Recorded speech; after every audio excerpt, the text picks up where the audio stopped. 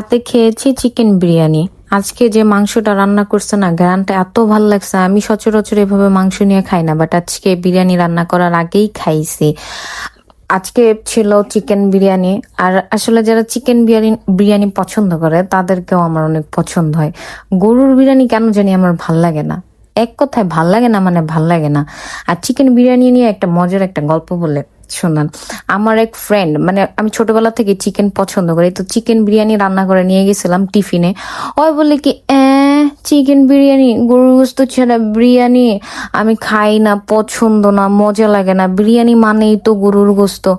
ও মা, এই ফেসবুকের যুগে আইসা মানে প্রায় প্রায় 6 7 8 বছর পর আইসা ওর একদিন স্টোরিতে দেখি কি ওই দিছে চিকেন হায়দ্রাবাদি বিরিয়ানি তার পছন্দের, দেন চিকেন বিরিয়ানি সে মানে তার খুবই পছন্দের, মানে একটা ওই যে রেস্টুরেন্টে গিয়ে দেন দিছে প্লাস ক্যাপশনে এরকম করে স্টোরি দিছে। আমি যে ওই দিন হাসছি যে ওর বিরিয়ানি না শুধু গরুর গোস্তের হয়, তাহলে গরুর গোস্ত দিয়ে খাও নাই কেন?